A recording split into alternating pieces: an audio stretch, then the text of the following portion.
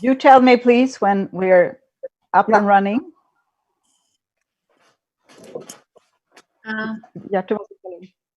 Yes, they're ready.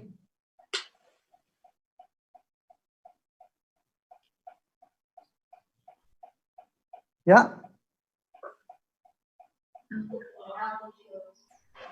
And actually, it would be 6th of November. We moved it to next Thursday. It's so much better.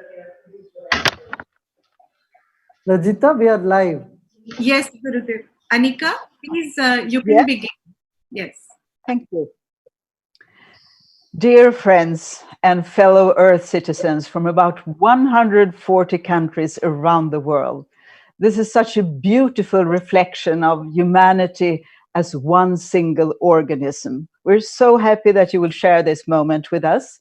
And we are about to meet a very interesting group of foresighted leaders with very holistic views who will tell us and discuss how can we rise from the present crisis we're in to start living in harmony with new nature instead. My name is Annika Dopping and I'm from Sweden. And I would like to start by introducing the hosting organization of the discussion, namely the World Forum for Ethics in Business, and the managing director, Christoph Glaser. Please tell us about your forum.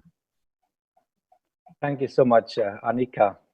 And it's good to see you all. That's right. So the World Forum for Ethics in Business has been founded by Sri Ravi Shankar back in 2006 and holds ever since annual conferences in the European Parliament, and since 2010 also conferences around the globe.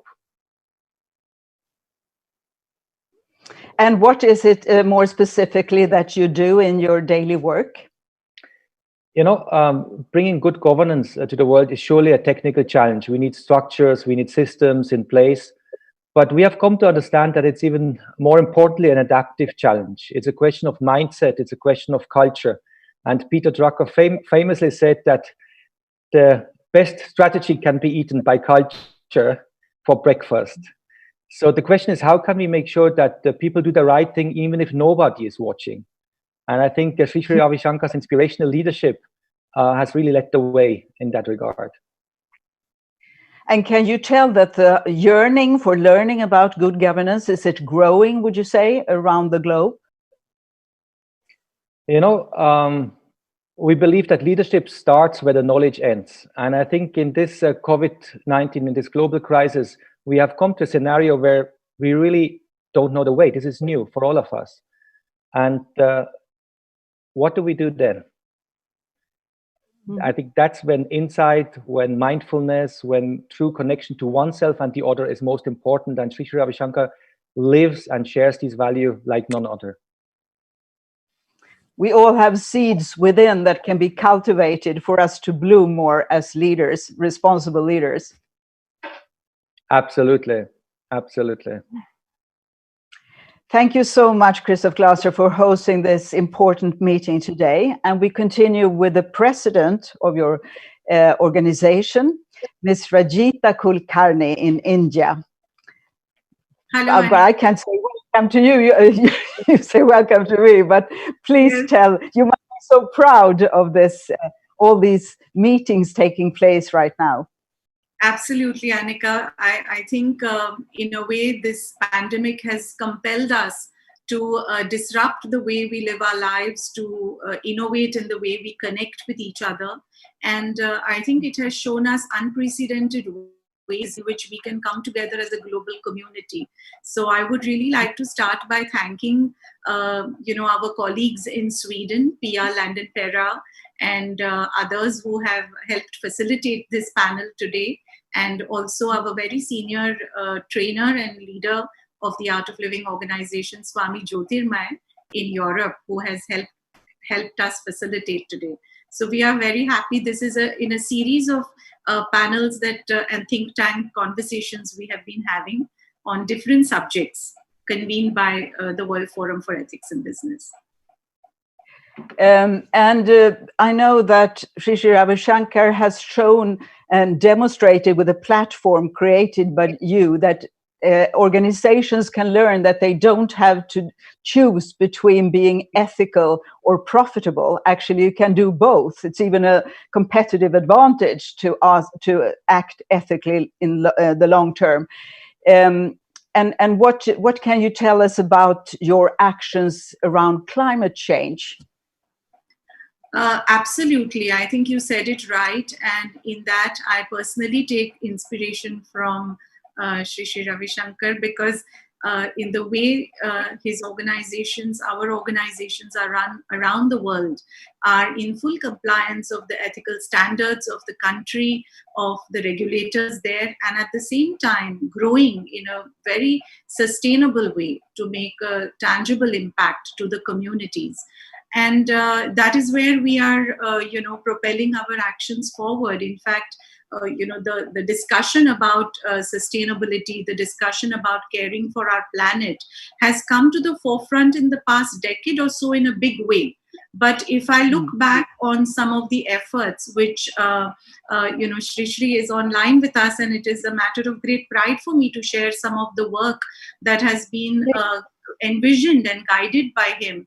I think almost 4 decades, since 4 decades now, because caring for the planet, nurturing nurturing our planet is actually quite intrinsic to so many of our cultures around the world. And the Art of Living Foundation, founded by Shri, also the International Association for Human Values, both international organizations and us as the World Forum, I think have been united in our efforts. So if you just look at some of the numbers, Annika, they are quite staggering. Like in the past 3 decades or so, the volunteers, and all of this work has been driven by volunteers. So the volunteers have planted more than 81 million trees. Can you imagine? In around the world, 81 million trees. And this year we have taken a resolution, earlier this year, in fact, in February, to launch a program called Mission Green Earth, where we have taken a global pledge to plant and nourish and nurture 5 million trees in the next 5 years. So in increasing the green cover, I think the effort has been on since 4 decades. In fact, I'm also associated with Shri's university, where we transformed like a barren piece of 200 acres of land from 2 trees to 100,000 trees, making it a green campus and a community for flora, fauna, and birds of all types. So in action and in vision, I think the work has been going on. Also, the work on natural resources conservation, Annika, has been a big effort. I don't want to talk too much because I'm sure Shri will guide us more on that. But in just the last 3-4 years, in India alone, more than 46 rivers have got rejuvenated, which means that rivers which had completely dried, with water tables going very deep below and riverbeds drying out, have got rejuvenated with almost 250 million liters of water now back for use to more than 7 million people across about 5,000-7,000 villages. So these are staggering numbers, and we are very grateful that Shri is really. I think he leads from the front in that. Gurudev, please pardon me.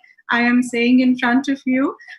He in his and we should hear more from him about how he does that and inspires millions of volunteers in that direction. It's amazing with the spread and the results of all you're doing around the world. Actually, I'm hearing how you take care of the elements. You purify the water, you take care of the soil, you take care of the air, and energy as well, I know, with solar energy. So you're really around the planet with tremendous power from all the volunteers. Thank you so much, Rajita, for telling us. And Thank good you. luck in the future with that. And then we turn to the founder of all this, not only these 2 organizations that Ms. Kulkarni mentioned, but also the Art of Living Foundation. Congratulations to you, Shri, for all the manifestations of your extremely powerful visions. Are you proud? I am very grateful for the volunteers. Actually, the volunteers who does this whole work, and they are highly inspired. I got inspired by Mahatma Gandhi when I was young. It because my grandfather lived with Mahatma Gandhi in his ashram. So my father also, yeah. So my father was also a big fan of Mahatma Gandhi. So from that, I think what work he has done, Mahatma Gandhi did, what we are doing is, when you compare, it's nothing. It's just a drop in the ocean. And today, with all the facilities, we need to do more. And especially save the planet Earth, you know. And so, uh, the very principle, you be the change you want to bring, is what Mahatma Gandhi have always said. So we just adopted that one sentence: you want to bring the change, let us start from where we are. So we started in a small way 40 years ago with very little resources. But then, when there is clarity in mind and purity in heart, and you are sincere in your action, nature simply supports. So people, because the world is full of good people, I would say, if you see through my eyes, I would say there is good people everywhere on the planet. Everyone want to do something good to the planet Earth. And so that goodness have manifested in rejuvenating many rivers, which were just only in the revenue records. They were not there on the ground. It was all dried up, and sand mafias had removed the sand, and it was in a bad shape. But it is the collective effort of all the volunteers who are deeply inspired, and things are possible. But this COVID-19, in a very strange way, has made the nature rejuvenate itself. Some of the rivers, they never had such pure water in India. For example, the Ganges water, which more than several $billions have been spent by the government to clean it. It didn't work. But this 40 days or 30 days of lockdown, I tell you, the river water have become purer. We could sight dolphins in Mumbai, which they had never seen. And the weather here in Bangalore, which I know only as a child, we never used fan, or we never had an air condition in this city. It was called an AC city, air conditioned city. It has returned to that weather now. For the first time in 50 years, I see the weather has become so good. I think we should have 1 week of lockdown in the whole world every year. On an Earth Day, we must celebrate. This should perhaps give the time for nature to rejuvenate herself. What do you say, Anika? It's an excellent idea. Thank you so much, Rishi. It seems as if both humans and the planet, nature, has the innate ability to rejuvenate itself once we give the opportunity. Thank you so much for now. We will turn to our Scandinavian guests.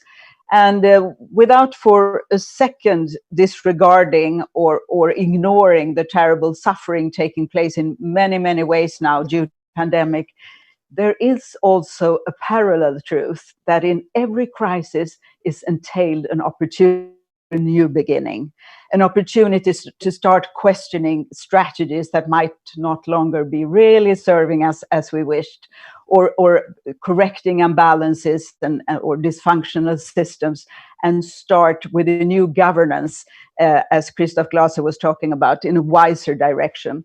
So we would like to introduce our Scandinavian guests one at a time, where you present yourself and also mention one or two benefits that you can see from this involuntary slowdown in society. We would like to start with our youngest participant, a strong supporter of our world-famous Greta Thunberg, a young woman who is working every day to create a better future. Ms. Rebecca Lemoine. Oh, is that me? Okay. You. Hello, everyone. So my name is Rebecca Lemoine. I'm a conservation biologist and also member of the Swedish Parliament for the Green Party. And although there is a social distancing now, I see people coming together in a strong solidarity. And I think in this crisis, I see people become less machine-like and more human, less stressed and more present. And I think this pandemic shows how vulnerable our society is. And many people are now debating how we must strengthen our resilience in all different ways, and also questioning old truths. So in a time when there is such need for a paradigm shift, this is important and much welcomed. So I think that is one of the kind of benefits from this, that this debate is now taking place. Thank you, Rebecca. We continue with our most senior participant, a gentleman who has really experienced massively how real progress can stem out of the worst crisis. Mr. Jan Eliasson, welcome. Thank you very much. Great to be with this group. I'm Jan Eliasson, working now with Stockholm International Peace Research Institute. Among other things, we are broadening the concept and understanding of security. Security in today's world is not only military and political. Security is dealing with climate change soundly, dealing with pandemics, and seeing security generally as something that in the end will affect human beings. And that is the basic philosophy we have to keep in mind now. I'm glad that you, Annika, pointed to the fact that we have a raging crisis, and we should think of all those who are dying and all those who are in grief and all those who don't have jobs and all that. So we should be able to deal with the present crisis, but at the same time, we must already think very carefully about the world after Corona. We should already today draw lessons. And lessons to be learned are very obvious, that we need to be much better prepared for crisis. We need to have a preventive strategy for what we do. We need to remind ourselves that we are all interdependent and that we need cooperation both inside countries and between countries, and that we also should revive the true sense of solidarity, caring for our fellow human beings, both in your own local community, but also internationally and globally. So I think we have a good discussion point here, namely, how do we build back better after Corona? We must build back a better society after the Corona crisis, but at the same time deal very energetically with the situation as it is now. Over to you. Thank you so much for now. And we continue with a former colleague of yours from Norway, Mr. Erik Solheim. Yeah, hello everyone. I'm Erik Solheim. I was a Norwegian minister and I was with the UN. I spent basically my entire adult life working on environment and development, as well as peace, and that's where I came to know and respect Shri. We worked together in the peace process in Sri Lanka, and we tried also jointly to do something in Nepal, and of course also with Jan Eliasson, I worked on different peace processes. So we are knowing each other for a long time, and I think there's a lot we can achieve together. At the moment, I'm mainly focusing on work with China. China, as you know, is by far now the biggest investor in many parts of the world. I think more than 100 nations have China as the #1 trading partner, and the Chinese Belt and Road Investment Initiative is by far the biggest in our time. So I'm working with the Chinese to see how that can be taken in a greener direction. Less coal, more solar, just to give one example. I mean, as Jan said, this crisis has shown the best and the worst of humanity. The worst is quarreling between nations and quarreling within nations. The best is the outburst of solidarity and dignity, basically everywhere, where people are really able to show the love and respect they have from others. It's great to see. Coming out of the crisis, I believe we need to focus on business. That's why this is a great initiative. Going into the crisis, business were changing quite a lot. Swedish IKEA and Microsoft, just an example, both promised to go renewable and promised to be carbon negative. And Nike has promised to source all their energy from renewables, and I can give any number of examples. But getting out of the crisis, we need to be much greener. And I'm very optimistic that we'll be able to see a lot more of a circular economy, where we are using our resources much wiser. I mean, business overall has learned that they need to price risk much higher. The risk has not been taken into account by business in a proper way up to now. They will price risk much better, and they will understand that many of the value chains are vulnerable, and that will also make them go in a more circular direction. But also overall, I think we'll see a huge move towards a circular economy, meaning less buying, more sharing and lending, more using resources twice or thrice. There are so many enormous opportunities if we get out of this crisis right. So crisis is a pain. It's horrible to many people, but it's also a fantastic opportunity to create a much better world. Thank you, Eric. Yeah, I know in the Ayurvedic tradition in India, one has always said, what you focus on grows. So if we focus on all these positive opportunities that arise alongside with the catastrophic events, we can really make this increase. So it's a question of focus to a great extent.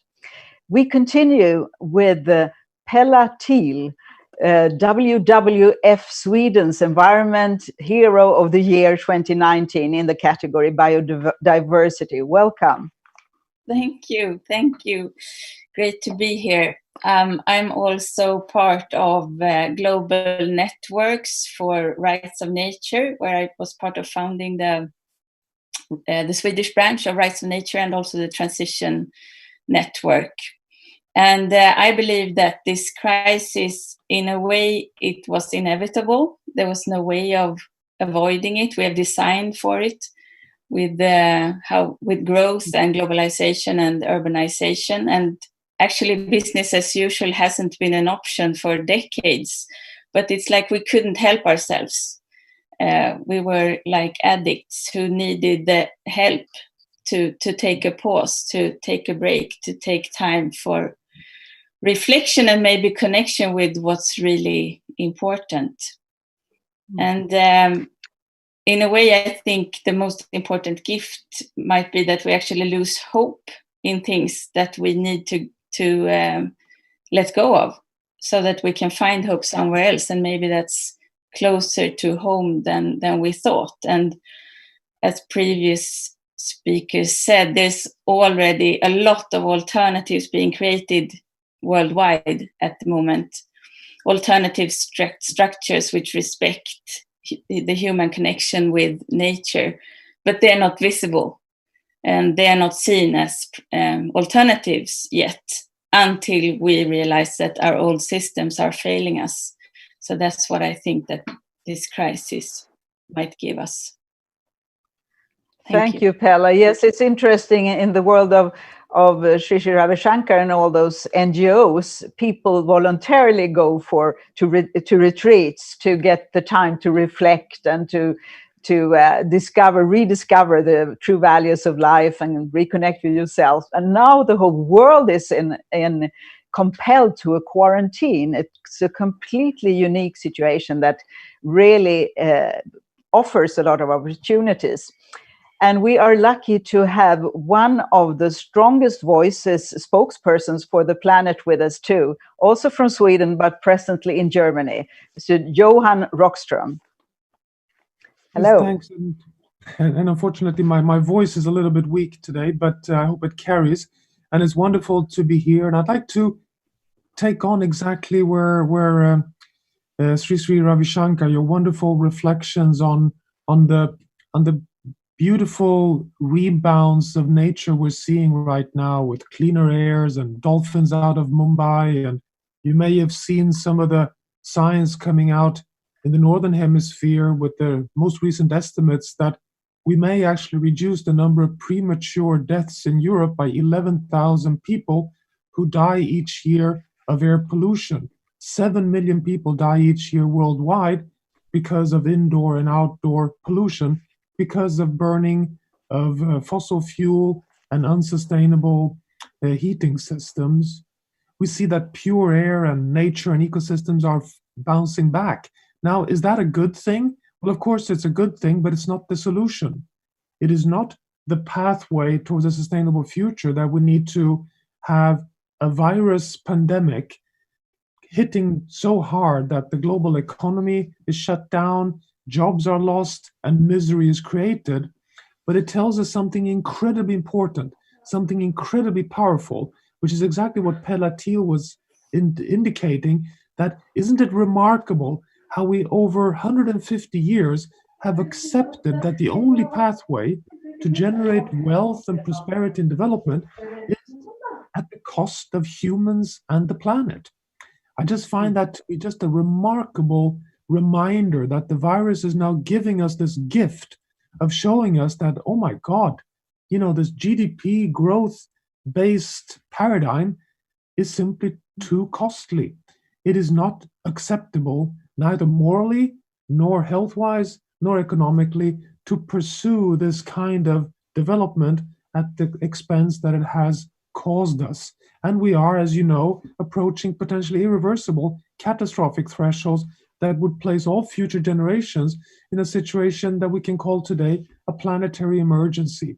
So I think that is one important lesson from what we are facing right now. But what I find most important right at this moment is something which also has surprised me and many of my colleagues.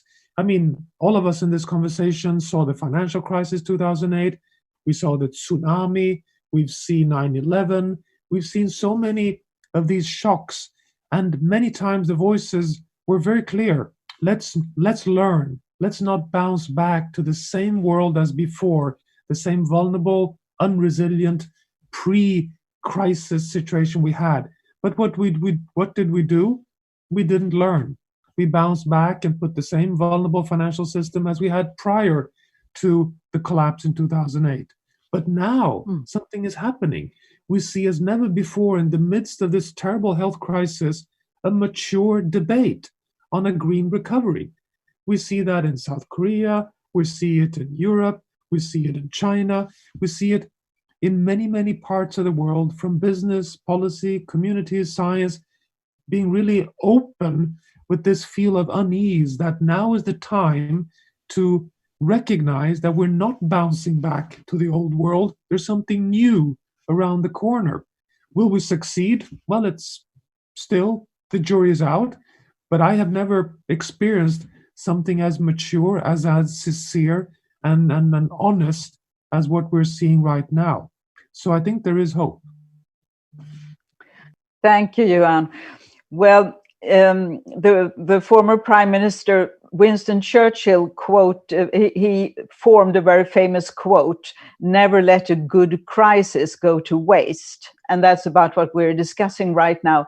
Jan Eliasson, you have met many crises, and of course this is rare and unique in that we all of a sudden have a common enemy all around the world. It's not between resolving countries against each other.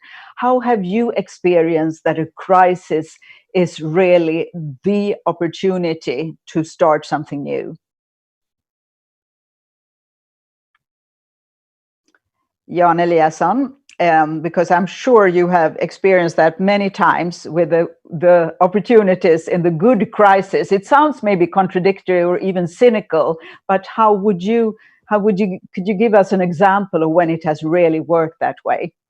Am I unmuted now? No, we hear you loud and clear. Oh, good, Thank fine. you. Well, I think Johan Rockström is right in pointing to the unique nature of this pandemics. 2 or 3 months ago, hardly anyone spoke about it. And we who fought the battle of being more active on climate change were feeling a state of hopelessness because we are at tipping points. But now this has been a reminder of the existential threat that we face on the climate change. So what we have to do now is to build a bridge between the pandemic's energy, so to speak, to the energy that we need for the climate change steps that are necessary. I have mostly spent time on mediating in conflicts and wars, 6 of them in the past. One time I came home and my daughter, she was only 13 at the time, she said, why do you sit down with these dictators, Saddam Hussein and others? Why don't you instead, Dad, negotiate peace with nature? And at that time, I smiled about it, but how right she was, because the basic understanding that we have to understand today is to realize that all human beings, everything that grows, every animal that lives, are all interconnected. And we have in modern history utilized this to a horrible degree. And if we can sort of provide a philosophy and a policy of solidarity between human beings primarily, which is mostly lacking, but also between everything living, I think that's the road to go. But it's not going to be easy, because there are many forces in today's world that don't want to go back to the past, that want to divide and want to show the outside world as the problem, whether it is merchandise or ideas or human beings. So therefore, those of us who are coming to this conviction that we have to get the energy from the pandemics and do as much as possible to make the most vulnerable during this crisis, and it's certainly not over. If we can bring that energy and that mode of action to the climate change issue, then we have built a very important bridge. And last point is that we have a tool. Johan and I have worked with this, and also Eric, namely the Sustainable Development Goals. The SDGs are really the tool to repair the world, and also the program to reach the results, reach what we want with the Paris Agreement. Thank you. Thank you.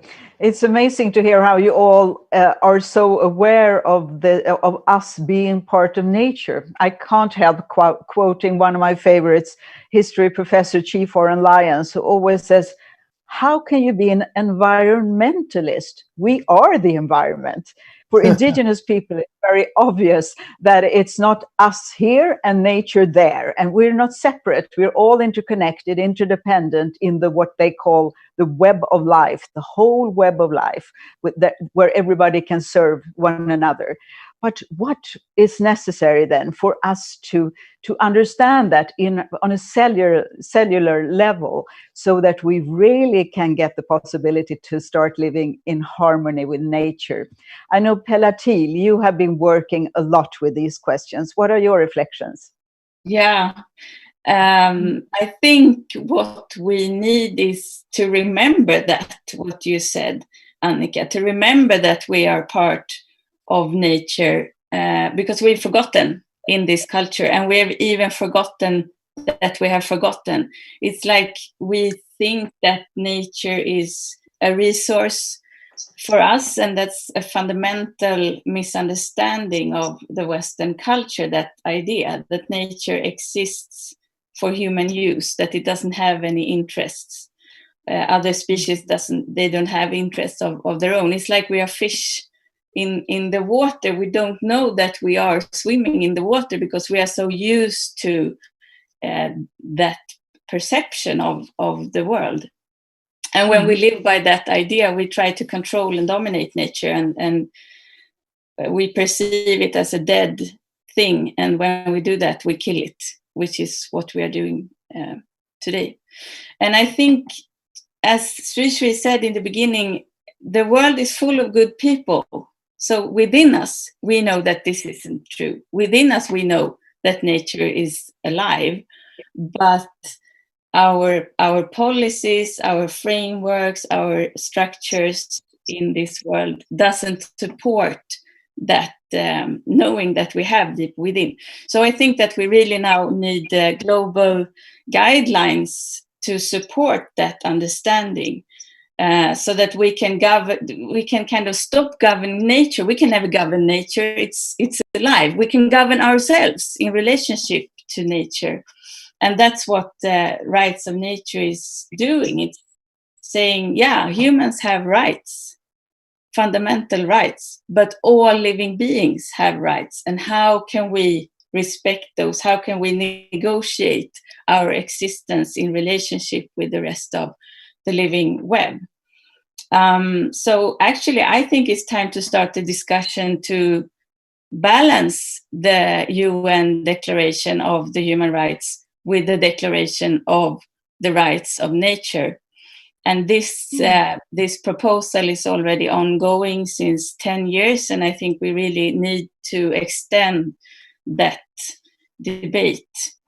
And we can all express support for that initiative of the rights of Mother Earth. Thank you, Pella. Rebecca Lemoine, you work with this in the Parliament. Please tell us about that work. Yeah, that's right. And I completely agree with Pella Thiel and what she say. And I am one of those who are really inspired of her. And that's has been resulting in me trying to now change the constitutional law in Sweden by putting a motion just recognizing and rewriting and adding that nature has its own legal rights in our constitutional law. And I think that this Corona crisis also reminds us that this domination approach and lack of respect of our fellow species and nature will harm ourselves. Because, as you said, we are nature. And this can and must change. And an international law against environmental destruction, an ecocide law, can become true if we want to. Any of the parties of the Rome Statute can make a proposal to recognize ecocide as a criminal act. And if so, then starts a process that collects signatures from heads of state. For ecocide to be recognized, 82 states must say yes to this idea. And this is something that the trade union also are in favor for because of the human rights that has to be respected as well. And this is something that our former prime minister in Sweden was pushing for, Olof Palme, and there is also fighting for still. So I think this is a sign of how everything is connected and that we have to be more generous with legal rights because we are just one out of thousands, millions species in this world, but only human beings has legal rights today. So yes, I think there is a lot to do in the political world also. Thank you, Rebecca. I just need to ask, are you, what is the reactions? Is this considered to be something extreme from your colleagues around in the Parliament, or do you feel that this is growing as a concept? I don't think it's extreme, but I think it's kind of rare to talk about our basic values. And I think that we have to start doing that. Because if we don't do that, we will just work like with symptoms all the time. And my party, the Green Party, we are pushing forward on this. And as I mentioned, the trade union are also in favor of this. And so I think and hope that this discussion will really take form. Thank you, Rebecca. Shri, what are you thinking about this connection with man and nature? How do you see how we can strengthen our understanding that we are part of a whole? I mean, we are part of nature. You cannot be outside the nature. I mean, we are governed by the 5 elements: earth, water, fire, and air, and the life force that we have. I totally agree with Professor Johan Rockström that when he said, it's the challenge that we need to look after this COVID lockdown is over. What are the main challenges our society might face? One is fear. Though they might have found vaccine or the COVID virus has already been extinguished, but the fear in people's mind to go out, to meet with people, to mingle in society will all take a great toll on tourist industry, on transport, and many walks of life. The same thing can happen. Now, fear is something that can kill people even before they die. That is something we need to guard our society from. Second is the poverty that would become exponentially high. Here in India, we have our volunteer organization, all of us. We are supporting nearly 50 million people for everybody, their ration, their food during the lockdown period. It's 5 crore, we would say in India, 5 crore meals are being given.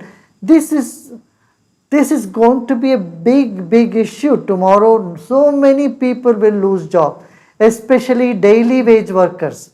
Others, anyway, they have their money, they have savings. But those daily wage workers who live hand to mouth, they are the one who will be very hard hit. At this time, there should be more humanness in society, and people should come out with their care and compassion.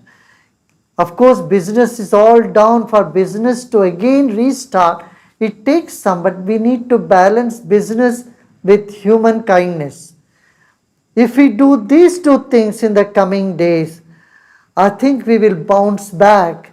Like, I think this is nothing short of World War III, where the entire World War went into some sort of depression. Now, this situation, we must see that people are mentally safe and sound, because the mental health is something we need to look into. In the society, on one side there is aggression, on the other side there is depression. So when people swing to depression, it is difficult. If they swing to aggression, it is even worse.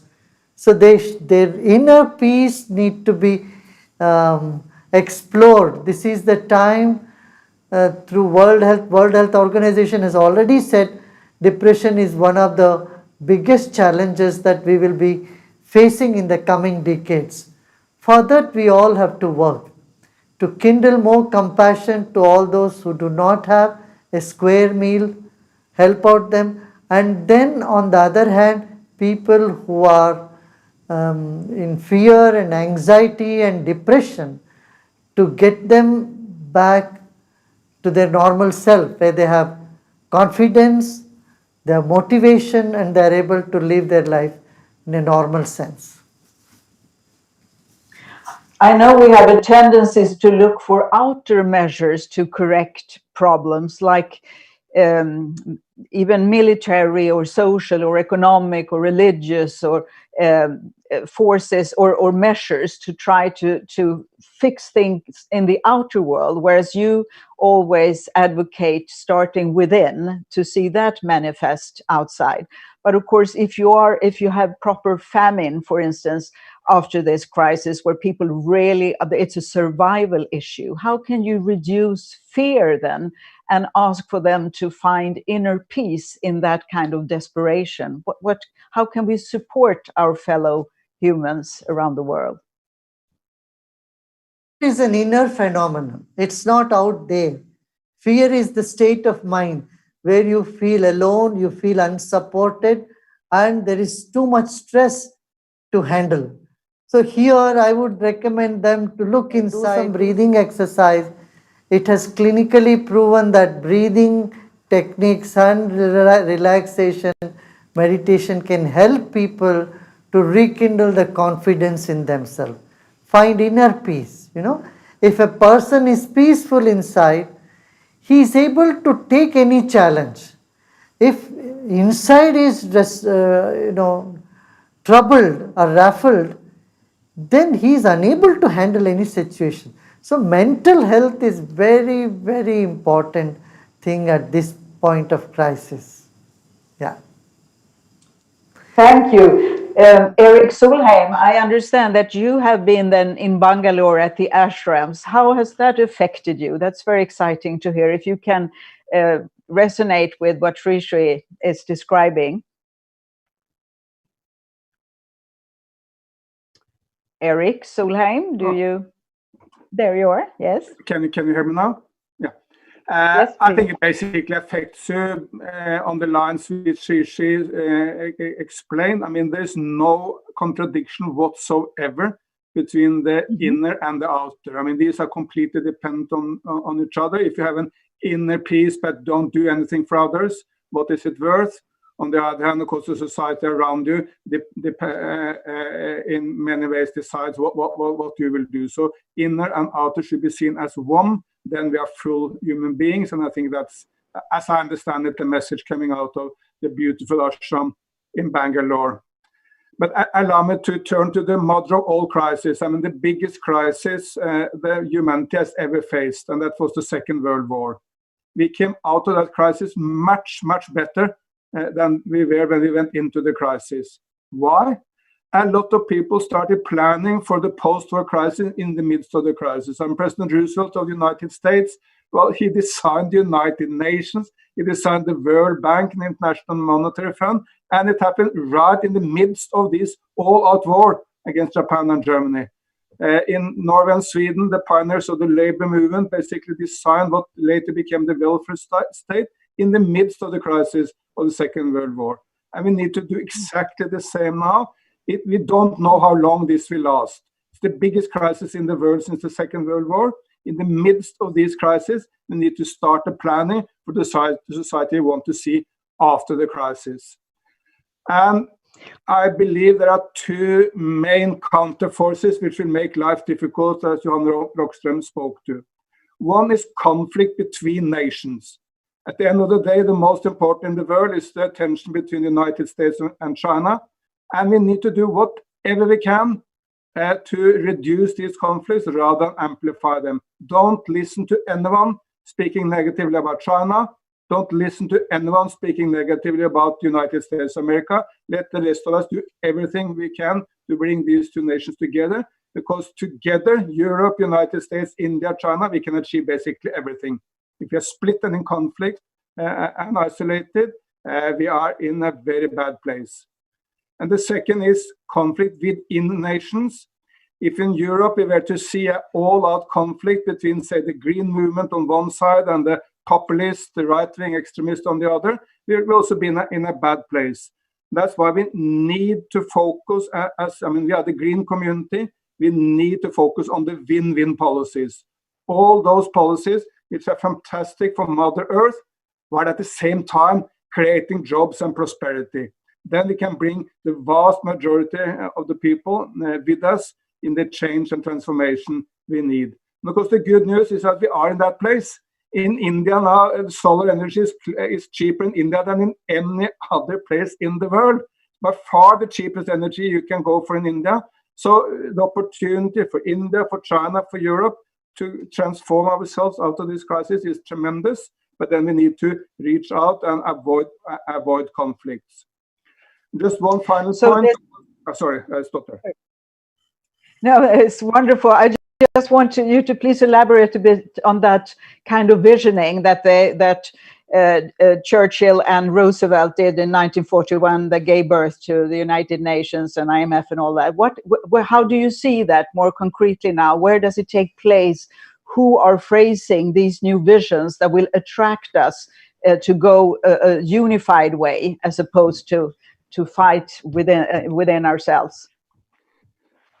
At the moment, we are in a difficult place when it comes to the multilateral organizations. The United Nations is basically irrelevant in this crisis, has done nothing of any significance in the crisis. The World Health Organization is important.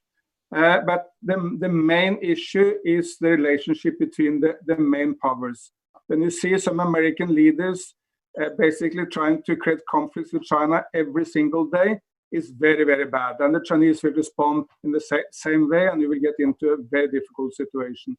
The rest of us, everyone else, we need to call for peace, call for cooperation, because if we cooperate and coordinate, we can achieve a lot. And Europe, India, China, and all the good forces in the United States, of course, can achieve this together with Africa, with Latin America, with everyone. I mean, the vast majority of humans want us to work together and to also to build on the rebounds of nature. I looked at this fantastic rebounds of nature, and some of you spoke about it. Penguins are now walking down the streets of Cape Town. There are jackals in Tel Aviv at night in the big parks. Turtles are nesting at the beaches in Thailand. Turtles were endangered, and American conservationists speak about the party of wildlife in the fantastic American national parks. And people want to see this also after the crisis, and it gives us a fantastic argument after the crisis to go out and mobilize people for a new and better future. Thank you, Eric. I know Johan Rockström, you have been thinking a lot about this, that it cannot be the so-called environmentalists who carry on this road for the new future. We must find other incentives than internal fights between endless growth or green life. Please tell us how you are thinking about from where the change will come in the future. Yes, Johan and Rockström. I think that's one of the big opportunities arising from this crisis, because we're all affected. We're all sitting more or less in semi or full quarantine around the world, and I think everyone is feeling uneasy, feeling that something is wrong. And science is very clear of what is wrong. The pandemic is a manifestation of the Anthropocene. It is de facto exactly The what Anthropocene, please explain that concept, the Anthropocene, for those who don't know. So it's just to refer back to Rebecca and Pella, who made a very correct, scientifically supported statement that the pandemic is a manifestation. It sound, a bit shocking for many, but the fact is that the pandemic is a virus spillover from animals to humans. It's a zoonosis. We know that the zoonoses have actually increased in frequency over the last 20 years. We've all remember the SARS, the MERS, the swine flu, the bird flu. This is a representation of the new era, the new geological epoch, the Anthropocene, where we are, as humans, the largest dominant force of change on planet Earth. Not only that, we are undermining ecosystems, climate, and overexploiting biodiversity and forests. It also is that we are such a globalized, interconnected world, which can trigger these kind of, sudden occurrences at the local, in this case, most likely a spillover of viruses from bats to humans via hosts in a wet market of wildlife in Wuhan in China, and then propel itself across the world. Now, this fundamentally means that we can halt and reduce the risks of pandemics by reconnecting to nature, by taking care of ecosystems, stabilizing climate, builds resilience, and reduces risks in the future. I would argue that that is the fundamental recovery plan after the pandemic, to accelerate our pathway towards a decarbonized, sustainable future. And as Jan already referred to, we have the Sustainable Development Goals, we have the Paris Agreement, we have the Convention on Biodiversity. It's a question of implementing them. So it's quite interesting that, the basic foundations of a more resilient, stable future are there. It's just that we haven't been able to get the rising in the momentum we need. But I think if you combine what Eric has been telling us so correctly, that the solutions are out there and they are not only available, but they're more attractive. And Pella and Rebecca's points about if you add the elements of responsibility and the, quite frankly, the legal obligations with Ravi, Shankar's points about humanism, I think we have a perfect cocktail for a pathway that can take us towards a much safer, just, and sustainable, resilient future. Now, will that succeed? Well, it's still to be seen, but I come back to this point that we have so much evidence or so much indications that this is now becoming a much more, open part of the public discourse already now. So I think we're seeing a kind of a 1941 type moment right as we speak. Thank you so much, Johan. Sri, you have been working so much in India and all over the world in doing just this with people who are in great stress, in violence, in disharmony, in depression, in aggression, and in prisons and elsewhere. And you have seen over and over again that it's possible to find balance and find harmony, and as long as you have a very clear vision. And we have a lot to learn from you in the East. You have thousands of years of traditions in how to balance our own systems and thereby affecting everybody else.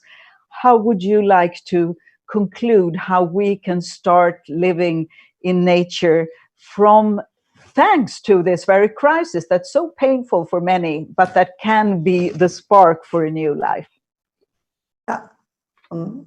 Exactly what like what Eric has mentioned. You know, Eric Solheim has studied. He has studied Sri Lanka, has studied here in Nepal, and has been working so hard. So all the way from Scandinavia, he came and he studied the people, their mindset, and you know, when you really go deep into the mindset of people, uh, you can see that they are not bad people, they are good people, but they are wrong notions, wrong understanding, and a sense of wanting to dominate. See, all this chaos that happens in the world, conflicts happen in the world, basically in the bottom of it, if you really go to the bottom of it, it is lack of understanding, lack of humanism. I won't say they lack humanism, they have it, but lack of expression of humanism. And they build wall between themselves, which is imaginary. And when someone comes as a mediator and talks to to them, put them on a table, asking them to share their opinions,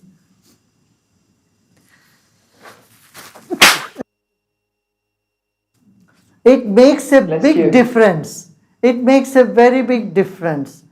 So when greed takes over a person, a fear takes over a human psyche, they would do anything to destroy other human beings and destroy the nature as well. So if we need to be sensible and sensitive to the nature and be sensible to reasoning, then we need to attend to one's own level of education, one's own personality development, one's interaction with nature and other fellow human beings. So this sort of education, it seems is lacking, especially in the third world countries, in many parts of Africa, where you find conflicts again and again. In Central America, for example, you know, more lives are lost than Iraq war in Central America due to violence. So this tendency from violent tendency, you know, I don't say this is very natural to human beings. It is because of stressed mind and lack of broader vision. And even listening to all of you, all the panelists here with such broad idea and having that vision of, we live in a globalized society today. The world has become sort of one unit. It has always been one unit. Now the borders are not so relevant. See, this virus has taught us borders are irrelevant now.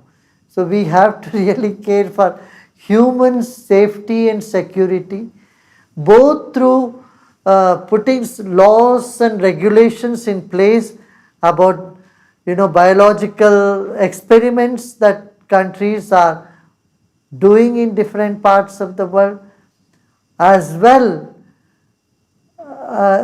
kindling the humanness that is widely present in all human beings.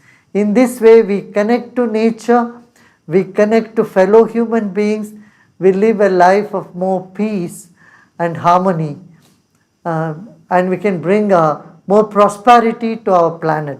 Though it may appear to be an an utopia or a dream sort of plan, but I think it is possible. We work towards it, I think we can get it, we can achieve it.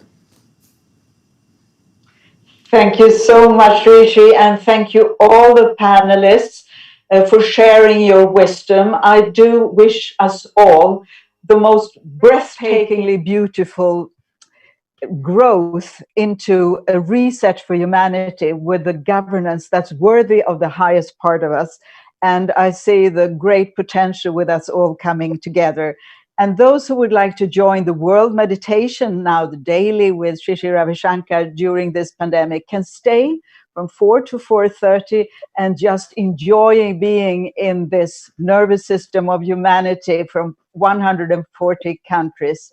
Thank you all for now. Thank you, Anika? Anika. Thank you.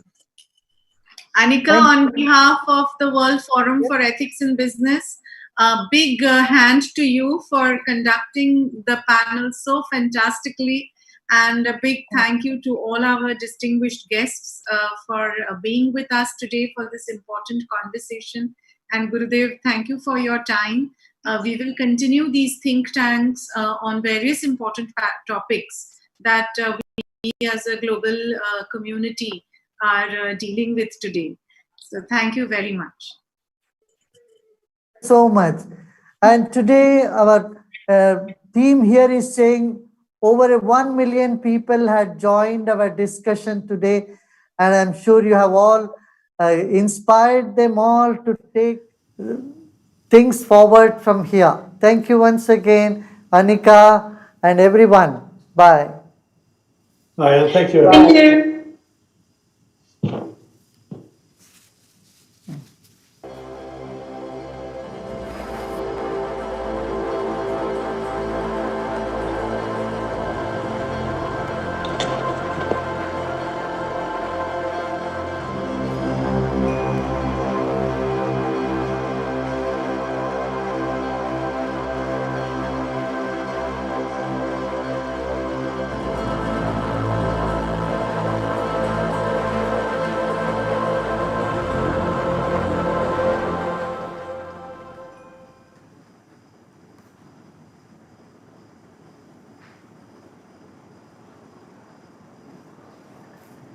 Let's sit comfortably, easily.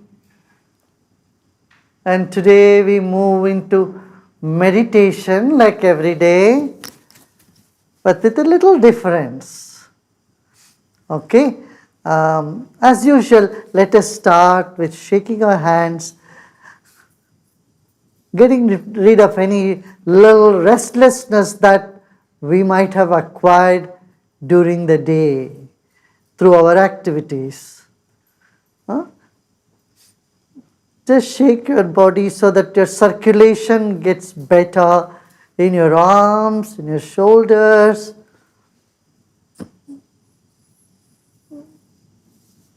And you may place your palms on your lap. Now, let's do something with our neck also. We have been using mobile the whole time, and then usually the necks get stiff, right? So those who have stiff neck, you can do little stretches for your neck and loosen it up.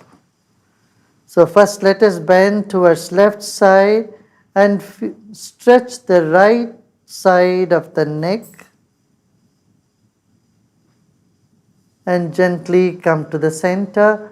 And now let's stretch to the right side and feel the stretch on the left side. And then come to the center, then bend down, tuck your chin in, and let us throw our head back, look up to the ceiling, and gently come down.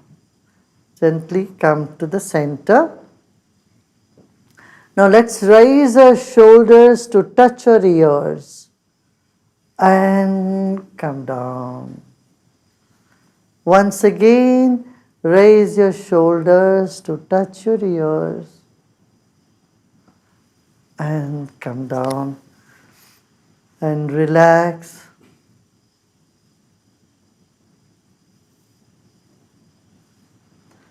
And let us close our eyes.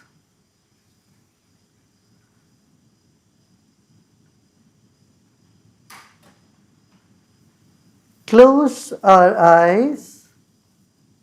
Though eyes are closed, you can feel your mind right in front of your face. Your attention is still outside. Your ears are fully open. Your eyes are closed, but your mind is in front of your face. Let it be.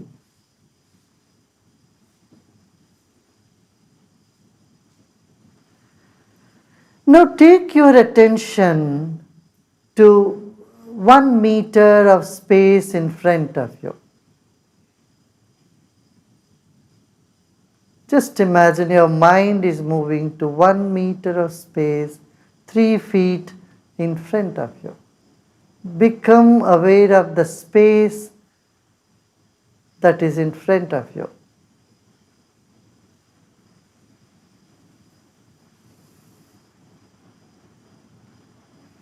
It is into this area we are breathing out, and from this area we are breathing in.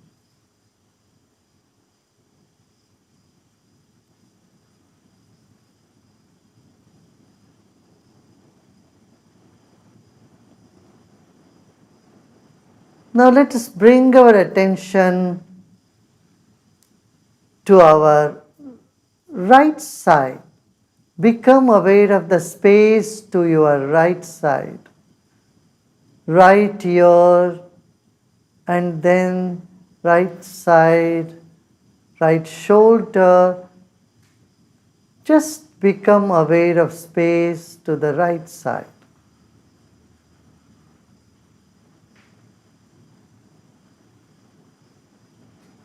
If you wish, you can even take your attention all the way to the wall on your right side.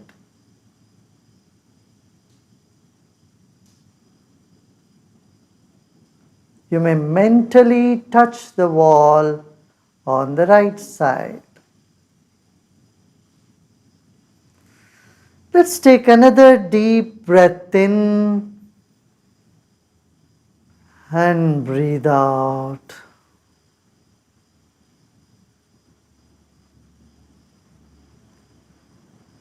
Now let's take our attention to the back of the head.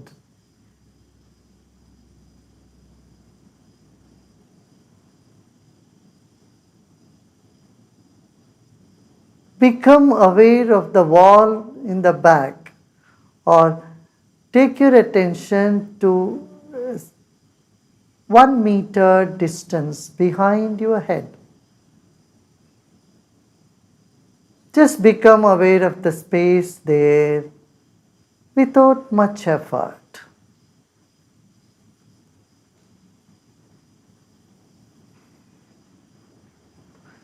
Notice your own breath. The rhythm of your own breath at this time is different.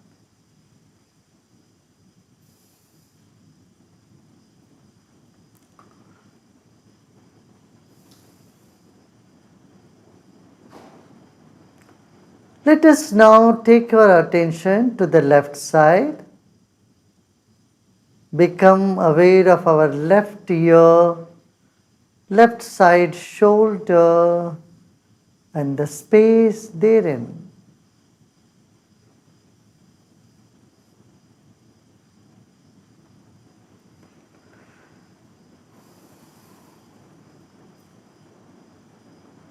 Let's become aware of the space to our left side. Become aware of the wall to the left side.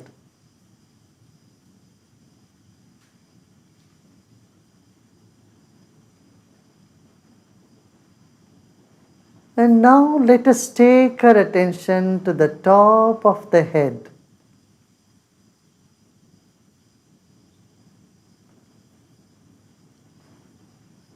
Our eyes are closed, our body is still, and become aware of the space above our head up to the ceiling of the hall or room we are in.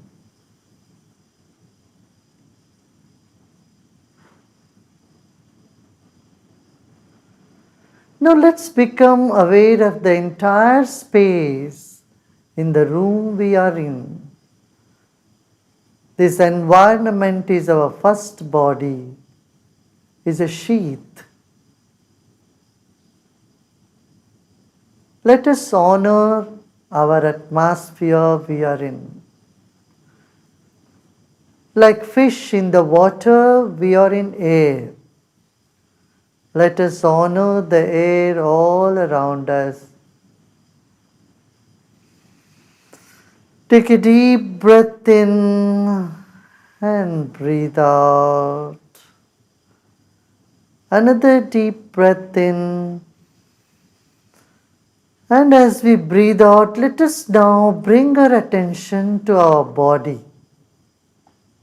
Our body has billions and trillions of cells, and there is enormous energy in each cell of our body. Let us honor and acknowledge our own body.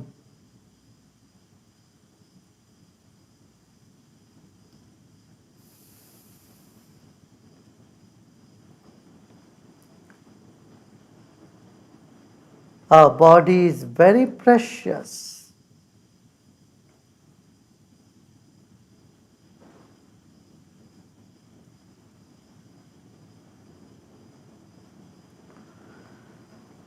Let's take our attention to our head and let us relax our head. And then slowly take our attention down. Let's bring our attention down to the forehead.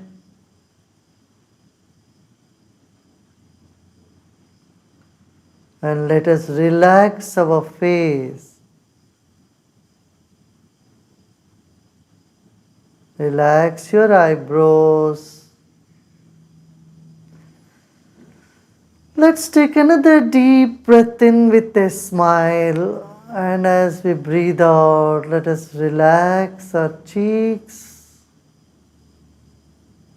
our ears, and our eyes.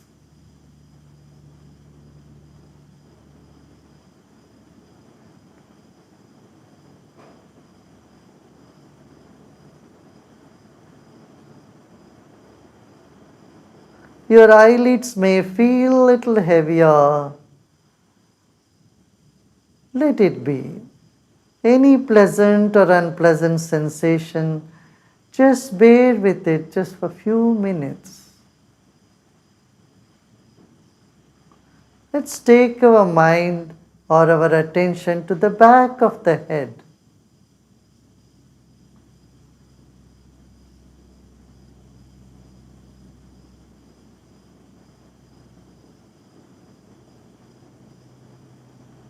This is exactly what happens when we go to sleep. Our attention shifts from the frontal cortex to the back side.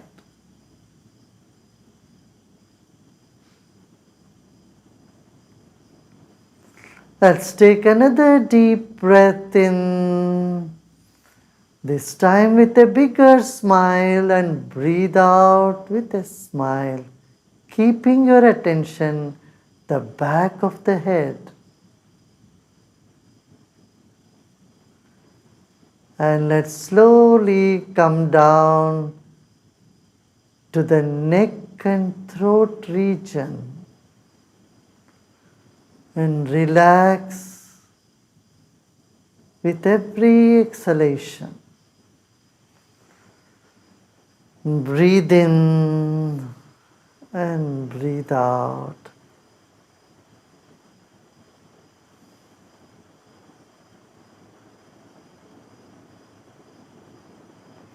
Incoming breath energizes the body, and outgoing breath brings relaxation.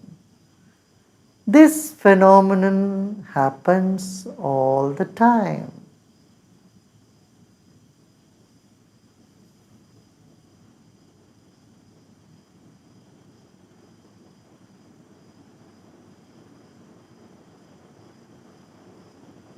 Let's take our attention to our throat. Relax all the vessels there, the foot pipe, the windpipe, many nerves that pass through this region. Let them all have deep rest. Relax them. Now let us take our attention to our shoulders and arms. And let's take our attention through the shoulders and arms to our palms.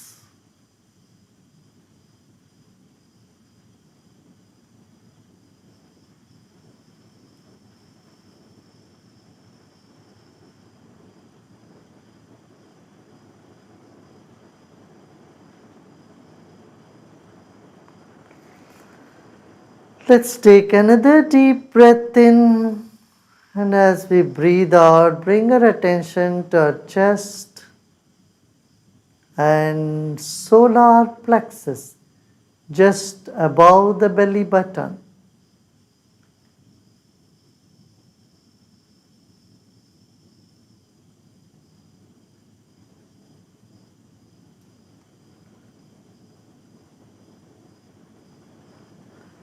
Let's take our attention now more into our stomach and solar plexus region. Stomach, navel. Let's keep our mind there.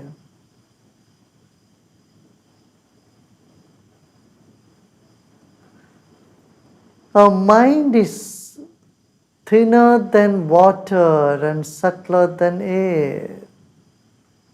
So it spreads. Our attention spreads. Let it happen. Become aware of your hips and thighs. Relax your whole body.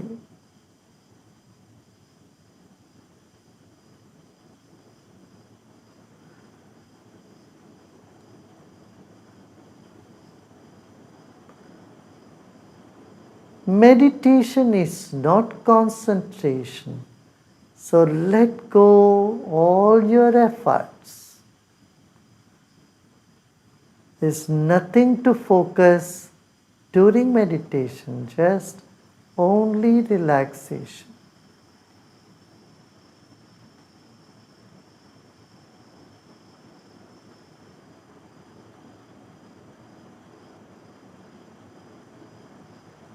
As the body relaxes, mind expands, and as the mind expands, body finds its relaxation. Our body is like the wick of a candle. The mind is like the glow all around it.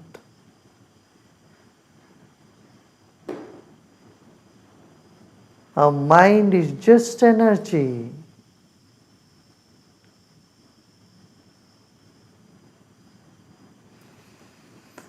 Another deep breath in and let go.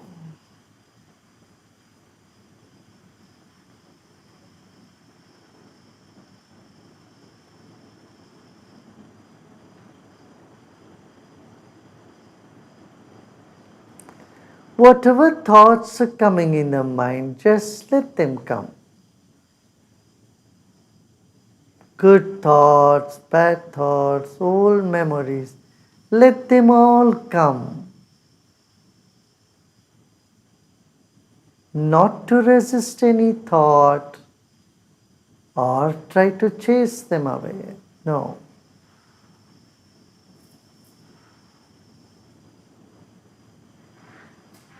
Let the thoughts come. They'll go the way they come by themselves.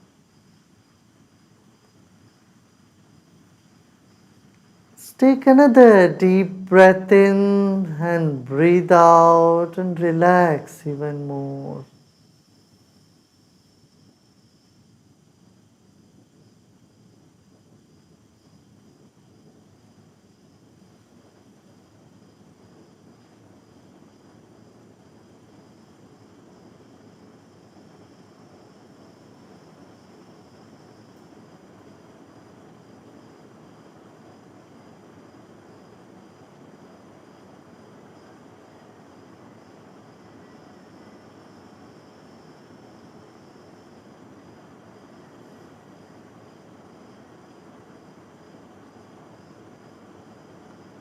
Just let your body relax more and more and more.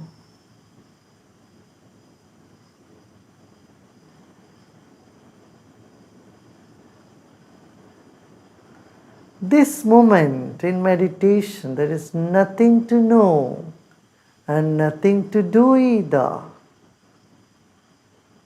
So let the mind expand and body relax. Any discomfort anywhere, let it be. Just let things be as it is now.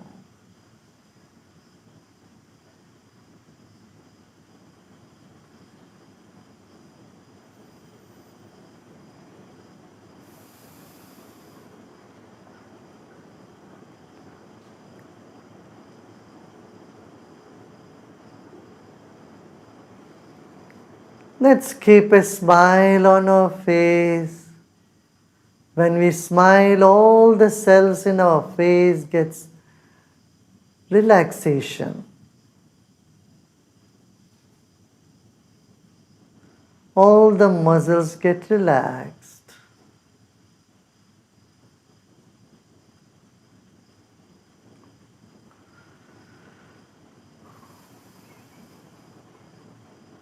Never mind, even if it's artificial, keep a smile on your face and notice how the muscles and tissues are expanding, relaxing.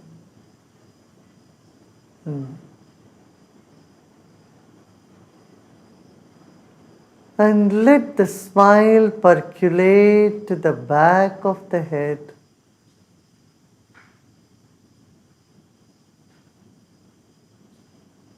You may find some stiffness here and there. Just embrace it, let it be. And you'll find they give way to relaxation.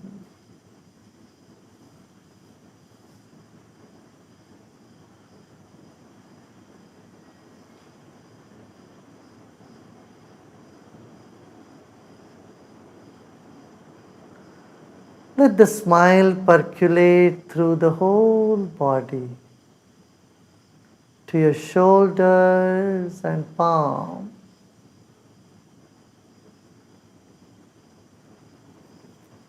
Another deep breath in and we breathe out and let go all our efforts.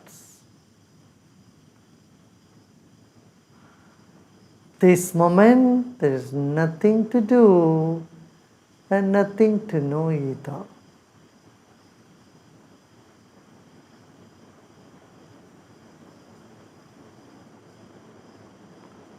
Let go of all your efforts.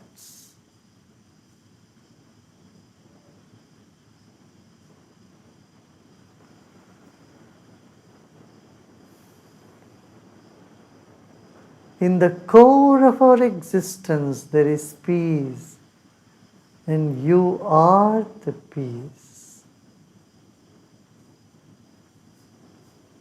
We are peace.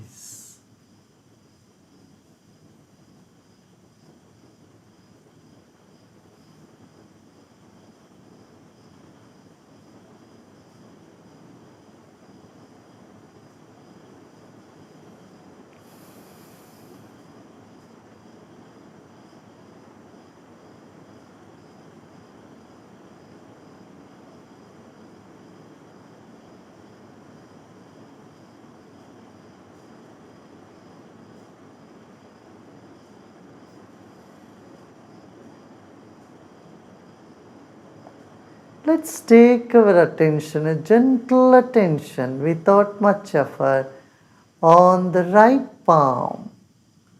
Gentle attention to the right palm. As you put your attention, know the energy in your right palm. Our attention increases the energy. And now let's shift our attention to the left palm.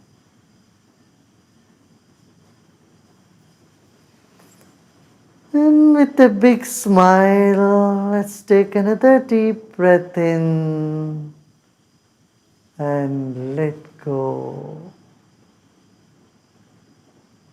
Expand your attention to the entire room that you are sitting.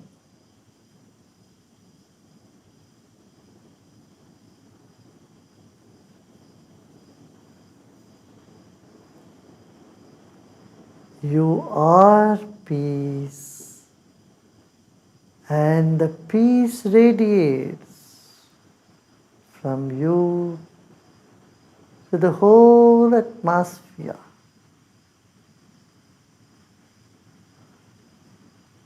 We are connected by air, by water. Our body belongs to this earth.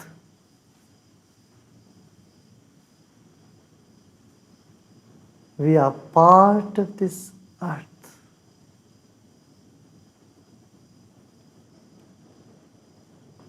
Our mind is part of the big mind of the earth.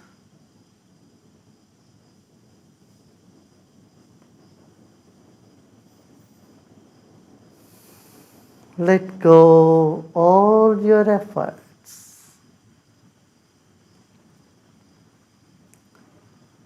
Om Shanti, Shanti, Shanti. You are peace. You are peace. You are peace.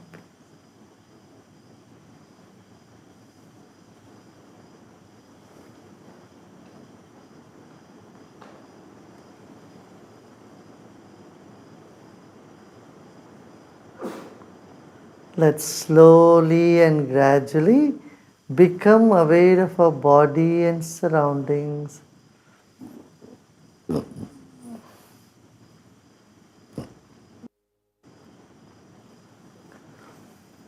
Take another deep breath in, and as we breathe out, we may open our eyes.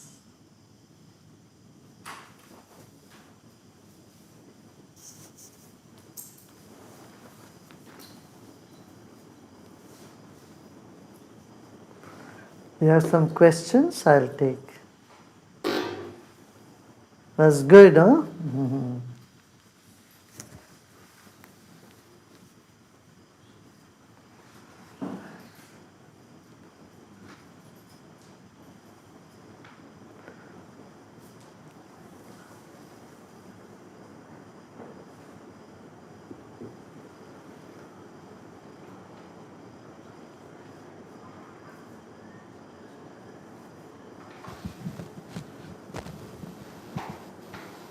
Hey, लोग सब है क्या?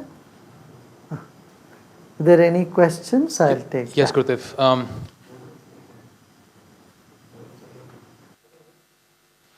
Hundreds of thousands of people across the globe, Gurudev, are participating in our online breath and meditation workshops. And we have some questions from those participants. Yes, yes, yes. This is the time, in COVID time, when we are all locked in. Those who have not done breathing workshop and meditation, learn it. This is a very apt time to do that and to recharge your batteries. So when the pandemic is under control, when the lockdown is over, then you have a lot of energy to do what you want to do. So best use of this time, tell all your friends, everyone should learn something about their breath, something about the mind, intellect, and about meditation, about the spirit, the soul. You should not miss this opportunity. Yeah. Otherwise, once the busy life takes over us, we hardly find time to do these things that of course, people postpone doing meditation after retirement. No, no. Meditation amidst work is essential, no?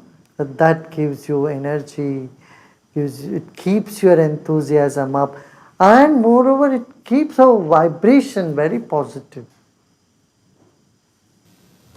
For those interested in learning more about the program and signing up, we have a link in the description of this video. Gurudev, the first question is, my partner expects a lot from me and gets upset at small things. How do I handle this relationship and bring him into a space of giving rather than taking, especially because of the current situation, we're in a long distance relationship? Listen, now this tendency to give, not to take, should come from within. So all that you can do is help your partner to go within, see within. Once he starts looking inside, starts meditating, I'll tell you slowly, you can't change someone drastically overnight. Slowly, gradually, in weeks' time, in months' time, you'll find a big difference in that. Okay?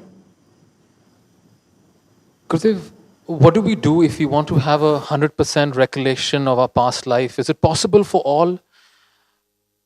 And if we have a memory from childhood, how do we get over that traumatic memory? Is sadhana the only way? Yes, meditation is the way, and knowledge. I would recommend you to read Yoga Vasishta. It's a scripture about the consciousness, and learning about your consciousness. Or listen to Ashtavakra, I have spoken about it. Our consciousness is not a rock, it's like water. It's flowing, it's changing every moment, every day. So some of these memories which you think they are not going away or holding back on them are like water stuck in a mud pool. So a little way out for that water stuck in a small puddle is knowledge. The knowledge can help you realize that you are much more than a puddle, but you are an ocean. Yeah. Gurudev, it is said we are consciousness, but what is time? Does consciousness and time exist separate? Do we exist without it? Yeah. Consciousness is beyond time, it's beyond space. But time-space graph is where the manifest world exists. There is something that is beyond time, that's consciousness. Yet, it plays in the conscious, in the time, in the realm of time. Yeah. It's very fascinating, interesting, if you see time and its relation with the mind. Yeah. And moods of you, how it changes according to time, right? But there is something which is beyond the changing moods and changing feelings of yours, an aspect of your consciousness which stays the same. And that's when you feel timelessness, right? Otherwise, when you are happy, you feel time is so short, right? And when you are miserable, time appears to be so long, forever. Correct? Time and mind are connected. We'll sometime go deep into this. Yeah. Gurudev, the World Health Organization has recently come under scrutiny for how they've managed this pandemic. Their response relates to the politicization of this issue. What advice would you give, Gurudev, for leaders and citizens to create more cohesion and teamwork for better outcomes during such times? This is not the time for advertisement. This is not the time for one-upmanship. This is not the time. I mean, never should be a time for one-upmanship or dominance, especially not now. This is not the time to politicize anything, politicking on anything like this. So this is a time to express one's humanness. This is the time for solidarity with human race as such. This is the time to come together and help all those who really need your help. Today there are hundreds and thousands of people who are starving. Millions have lost their job. This is the time to stand with them and support them, right?